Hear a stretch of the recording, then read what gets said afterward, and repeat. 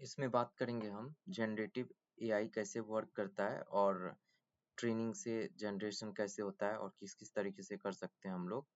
तो वही समझेंगे इस वीडियो में। तो जनरेटिव एआई का ओवरव्यू अगर देखें क्या क्या इसमें हम कवर करेंगे। ट्रेनिंग क्या होता है, बेसिक ऑफ न्यूरल नेटवर्क क्या है, how text is generated, how image is generated, और की कॉन्सेप्ट जैसे कि टोकन, प्रॉम्प्टिंग, क्विक समरी। तो व्हाट इज ट्रेनिंग? तो ट्रेनिंग एक प्रोसेस है वेयर एआई मॉडल क्या करता है, लर्न करता है pattern from large data set. Training data में क्या क्या हो सकता है, टेक्स्ट हो सकता है, इमेज हो सकता है, ऑडियो हो सकता है। जैसे अभी ऑडियो मॉडल बहुत सारा आता है जिसमें अ, किसी का भी वॉइस यूज करके उसको रेप्लिकेट किया जा सकता है। कोड जैसे मल्टीपल कोड स्निपेट्स पे उसको ट्रेन किए, अब उसको कोई प्रॉम्प्ट दिए, अब वो उस प्रॉम्प्ट के अकॉर्डिंग कोड लिख करके दे देगा।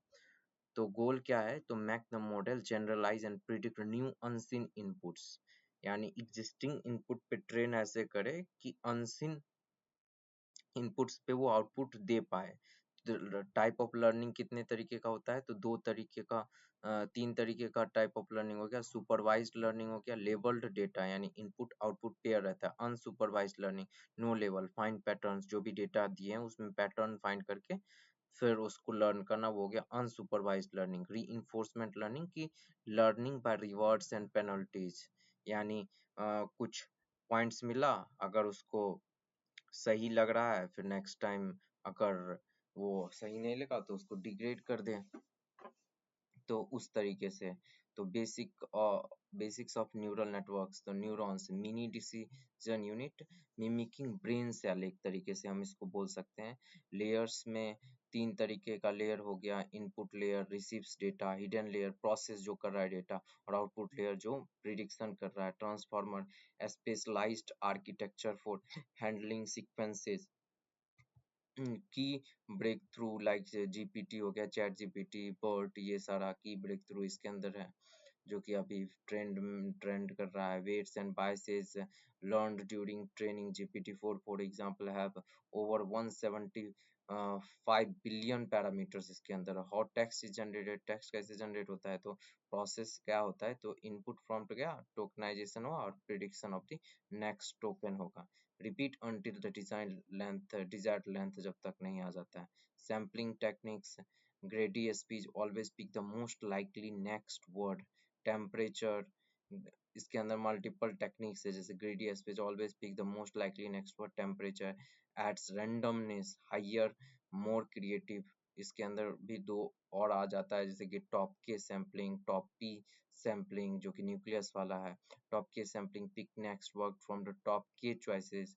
Top p nucleus sampling pick from the top p% choices. How images are generated, तो diffusion model start from random noise से start करते हैं और gradually denoise toward a clear image based on the जो भी prompt है। latent space, AI understand abstract representation, navigate the idea space to generate image tools, and DALL-E, text to image creation, stable diffusion, open source model to detailed image, mid journey हो गया stylized artistic image generation के लिए।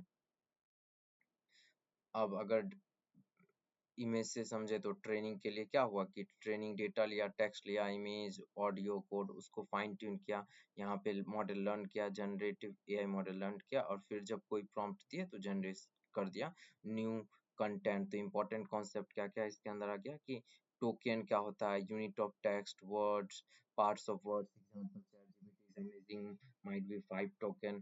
Prompting, clear prompt yield better output, few short prompting give example within the prompt, sampling controls the creativity, randomness of outputs, latent space, hidden multi-dimensional spaces where AI thinks।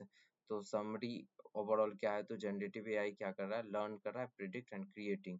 Neural network process data through millions of parameters, text is generated token by token, image pixel by pixel, creating depends on the sampling and prompt design।